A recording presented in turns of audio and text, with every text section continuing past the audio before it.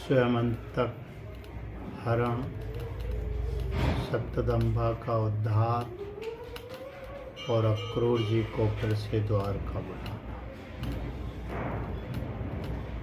श्री सुखदेव जी कहते हैं, परीक्षित, यद्यपि भगवान श्री कृष्ण को इस बात का पता था कि लाक्षागृह की आग से पांडवों का बाल भी बांका नहीं हुआ, तथापि जब उन्होंने सुना कि कुंती और पांडव जल मरे, तब उस समय का कुल परम परोचित व्यवहार करने के लिए वे बलराम जी के साथ हस्तिनापुर गए। वहाँ जाकर भीष्म पितामह, कृपाचार्य, विदुर, गांधारी और द्रोणाचार्य से मिलकर उनके साथ सामवेदना, सहानुभूति प्रकट की और उन लोगों से कहने लगे, हाय हाय, ये तो बड़े ही दुख की बात हुई। भगवान श्री कृष्ण के हस्तिनापुर चले जाने से द्वारका में अक्रूर और कृतवर्मा को अवसर मिल गया। उन लोगों ने सत्यधम्बा से आकर कहा, तुम सत्यराजित से मणि क्यों नहीं छीन लेते? हम लोगों का तिरस्कार करके क्यों नहीं छीन लेते? सत्यराजित ने अपनी श्रेष्ठ कन्या सत्यभामा का विवाह हमसे करने का वचन दिया था और अब उसने हम लोगों का तिरस्कार करके उसे श्री कृष्ण के साथ ब्याह दिया। अब सत्यराजित भी अपने भाई प्रसेन की तरह क्यों ना यमपुरी में जाए। सत्यदम्बा पापी था और अब तो उसकी मृत्यु भी उसके सिर पर नाच रही थी। अक्रूर और कृतवर्मा के इस प्रकार बहकाने पर सत्यदम्बा उनकी बातों में आ गया और उस महादुष्ट ने लोभवश सोए हुए सत्यराजित को मार डाला। इस समय स्त्रियां अनाथ के समान रोने चिल्लाने लगी, परंतु सत्यदम्बा ने उनकी ओर तनिक भी ध्यान न दिया। जैसे कसाई पशुओं की हत्या कर डालता, वैसे ही वह सत्यराजित को मार कर और मणि लेकर वहां से चंपत हो गया। सत्यभामा जी को यह देखकर कि मेरे पिता मार डाले गए हैं, बड़ा शोक हुआ और वे हाय पिताजी मैं मारी गई, इस प्रकार पुकार पुकार कर विलाप करने लगी। बीच बीच में वे बेहोश हो जाते और होश में आने पर फिर विलाप करने लगे। इसके बाद उन्होंने अपने पिता के शव को तेल की कढ़ाई में रखवा दिया और आप हस्तिनापुर को गई। उन्होंने बड़े दुख से भगवान श्री कृष्ण को अपने पिता की हत्या का वृत्तांत सुनाया। यद्यपि इन बातों को भगवान श्री कृष्ण पहले से ही जानते थे। परीक्षित, वृत्तांत सुनाया, यद्यपि इन बातों को भगवान श्री कृष्ण पहले से ही जानते थे। परीक्षित, सर्वशक्तिमान भगवान श्री कृष्ण और बलराम जी ने सब सुनकर मनुष्यों की सी लीला करते हुए अपनी आंखों में आंसू भर लिए और विलाप करने लगे कि अहो, हम लोगों पर तो ये बहुत बड़ी विपत्तियां पड़ी। इसके बाद भगवान श्री कृष्ण ने सत्यभामा जी और बलराम जी के साथ हस्तिनापुर से द्वारका लौट आए और सत्यदम्बा को मारने तथा उससे मणि छीनने का उद्योग करने लगे। जब सत्यदम्बा को ये मालूम हुआ कि भगवान श्री कृष्ण मुझे मारने का उद्योग कर रहे हैं, तब वह बहुत डर गया और अपने प्राण बचाने के लिए उसने कृतवर्मा से सहायता मांगी। तब कृतवर्मा ने कहा, भगवान श्री कृष्ण और बलराम जी सर्वशक्तिमान ईश्वर है, मैं उनका सम्मान नहीं कर सकता। भला ऐसा कौन है जो उनके साथ बैर बांध कर इस लोक और परलोक में सकुशल रह सके?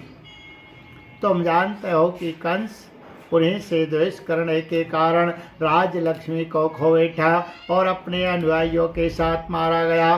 जरासंध जैसे शूरवीर को भी उनके सामने 17 बार मैदान में हार कर बिना रथ के ही अपनी राजधानी में लौट जाना पड़ा था। जब कृतवर्मा ने उसे इस प्रकार टकासा जवाब दे दिया। तब सत्यदम्बा ने सहायता के लिए अक्रूर जी से प्रार्थना की। उन्होंने कहा, भाई ऐसा कौन है जो सर्वशक्तिमान भगवान का बल पौरुष जानकर भी उनसे बैर विरोध ठाने, जो भगवान खेल खेल में ही इस विश्व की रचना, रक्षा और संहार करते हैं तथा जो कब क्या करना चाहते हैं इस बात को माया से मोहित ब्रह्मा आदि विश्व विधाता भी नहीं समझ पाते। उन्होंने 7 वर्ष की अवस्था में जब वे निरे बालक थे, एक हाथ से ही गिरिराज गोवर्धन को उखाड़ लिया, और जैसे नन्हे नन्हे बच्चे बरसाती छत्ते को उखाड़कर हाथ में रख लेते हैं, वैसे ही खेल खेल में 7 दिनों तक उसे उठाए रखा। मैं तो उन भगवान श्री कृष्ण को नमस्कार करता हूँ। उनके कर्म अद्भुत है, वे अनंत अनादि एक रस और आत्म स्वरूप। मैं उन्हें नमस्कार करता हूँ। जब इस प्रकार अक्रूर जी ने भी उसे कोरा जवाब दे दिया, तब सत्यदम्बा ने स्वयं तकमणि उन्हीं के पास रख दी और आप 400 कोस लगातार चलने वाले घोड़े पर सवार होकर वहां से बड़ी फुर्ती से भागा। परीक्षित, भगवान श्री कृष्ण और बलराम दोनों भाई अपने उस रथ पर सवार हुए जिस पर गरुड़ चिन्ह से चिन्हित ध्वजा फहरा रही थी और बड़े वेग वाले घोड़े जुटे हुए थे। अब उन्होंने अपने ससुर सत्राजित को मारने वाले सत्यदम्बा का पीछा किया। मिथिलापुरी के निकट एक उपवन में सत्यदम्बा का घोड़ा गिर पड़ा। अब वह उसे छोड़कर पैदल ही भागा। वह अत्यंत भयभीत हो गया था। भगवान श्री कृष्ण भी क्रोध करके उसके पीछे दौड़े। सत्यदम्बा पैदल ही भाग रहा था, इसलिए भगवान ने भी पैदल ही दौड़कर अपने तीक्ष्णधार वाले चक्रशुक का सिर उतार लिया और उसके वस्त्रों में स्वयं तक मणि को ढूंढा, परंतु जब मणि मिली नहीं तब भगवान श्री कृष्ण ने बड़े भाई बलराम जी के पास आकर कहा, हमने सत्यदम्बा को व्यर्थ ही मारा, क्योंकि उसके पास स्वयं तक तो मणि तो है ही नहीं। बलराम जी ने कहा, इसमें संदेह नहीं कि सत्यदम्बा ने स्वयं तक मणि को किसी न किसी के पास रख दिया है। अब तुम द्वारका जाओ और उसका पता लगाओ। मैं विदेहराज से मिलना चाहता हूँ, क्योंकि वे मेरे बहुत ही प्रिय मित्र है। परीक्षित, ये कहकर यदुवंश शिरोमणि बलराम जी मिथिला नगरी में चले गए। जब मिथिला नरेश ने देखा कि पूजनीय बलराम जी महाराज पधारे हैं, तब उनका हृदय आनंद से भर गया। उन्होंने झटपट अपने आसन से उठकर उनके अनेक सामग्रियों से उनकी पूजा की। इसके बाद भगवान बलराम जी कई वर्षों तक मिथिलापुरी में ही रहे। महात्मा जनक ने बड़े प्रेम और सम्मान से उन्हें रखा। इसके बाद समय पर धृतराष्ट्र के पुत्र दुर्योधन ने बलराम जी से गदा युद्ध की शिक्षा ग्रहण की। अपने प्रिया सत्यभामा का प्रिय कार्य करके भगवान श्री कृष्ण ने द्वारका लौट आए और उनको ये समाचार सुना दिया कि सत्यदम्बा को मार डाला गया, परंतु स्वयं मणि उसके पास न मिली। इसके बाद उन्होंने भाई बंधुओं के साथ अपने ससुर सत्राजित की वे सब औधार्व दैहिक क्रियाएं करवाई, जिनसे मृतक प्राणी का परलोक सुधरता है। अक्रूर और कत्तवर्मा ने सत्यदम्बा को सत्राजित के वध के लिए उत्तेजित किया था। इसलिए जब उन्होंने सुना कि भगवान श्री कृष्ण ने सत्यदम्बा को मार डाला है, तब वे अत्यंत भयभीत होकर द्वारका से भाग खड़े हुए।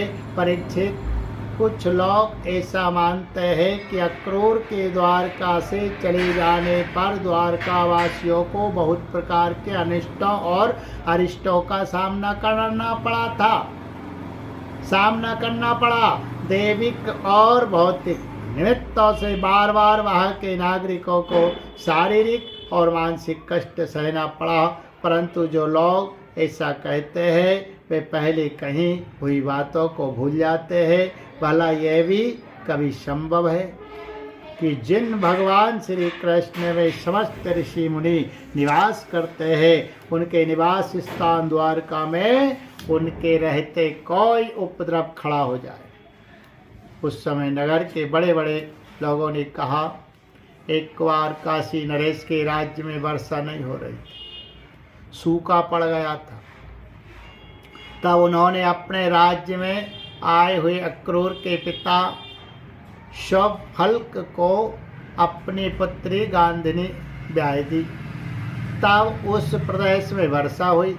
अक्रूर भी शवफल्क के ही पुत्र है और इनका प्रभाव भी वैसा ही है, इसलिए जहाँ जहाँ अक्रूर रहते हैं वहाँ वहाँ खूब वर्षा होती है तथा किसी प्रकार का कष्ट और महामारी आदि उपद्रव नहीं होते। परीक्षित, उन लोगों की बात सुनकर भगवान ने सोचा कि इस उपद्रव का यही कारण नहीं है। ये जानकर भी भगवान ने दूत भेजकर अक्रूर जी को ढूंढवाया और अब आने पर उनसे बातचीत की। भगवान ने उनका खूब स्वागत सत्कार किया और मीठी मीठी प्रेम की बातें कहकर उनसे संभाषण किया। परीक्षित, भगवान सबके चित्त का एक एक संकल्प देखते रहते हैं, इसलिए उन्होंने मुस्कुराते हुए अक्रूर से कहा, चाचा जी, आप दान धर्म के पालक हैं। हमें ये बात पहले से ही मालूम है कि सत्यधम्बा आपके पास वह स्वयंतक मणि छोड़ गया है, जो बड़ी ही प्रकाशमान और धन देने वाली है। आप जानते ही हैं कि सत्यराजित के कोई पुत्र नहीं है, इसलिए उनकी लड़ाई, उनकी लड़की के लड़के, उनके नाती ही उन्हें तिलांजलि और पिंडदान करेंगे, उनका ऋण चुकाएंगे और जो कुछ बचे रहेगा उसके उत्तराधिकारी होंगे। इस प्रकार शास्त्रीय दृष्टि से यद्यपि स्वयंतक मणि हमारे पुत्र को ही मिलनी चाहिए, तथापि वह मणि आपके पास रहे, क्योंकि आप बड़े व्रतनिष्ठ और पवित्रात्मा है तथा दूसरों के लिए उस मणि को रखना अत्यंत कठिन भी है।